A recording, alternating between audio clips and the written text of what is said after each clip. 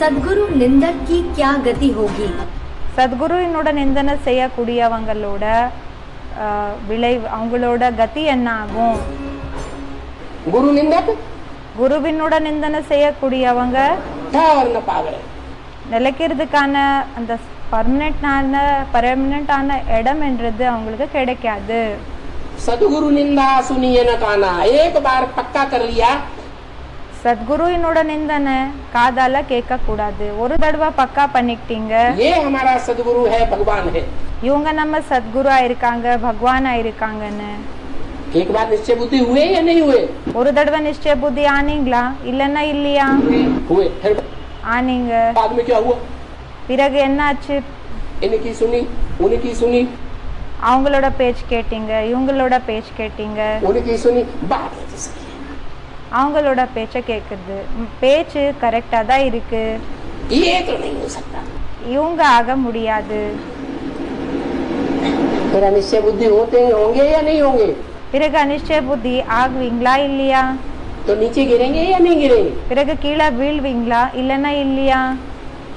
तो सदगुरु की निंदा सुनते हैं அதாவது சத்குருவினோட நிந்தனை கேக்குறாங்க, और नीचे பிறகு கீழே गिरते. வீழ்றாங்க. शूटिंग नीचे गिरेगी ஷூட்டிங் கீழே விடுது. तो ऊपर उठ के सतयुग में जाएंगे. सतयुग के आदि में அப்ப மேல ஏறி சத்யுகத்துக்கு போவீங்களா, சத்யுகத்தினோட ஆரம்பத்துக்கு, कलयुग के अंत तक पहुँचेंगे. இல்லன்னா கலியுகத்தினோட கடைசி வரைக்கும் போய் ரீச் ஆகுவீங்களா, சேருவீங்களா? कहाँ पहुँचेंगे? எங்க போய் சேருவீங்க? हैं?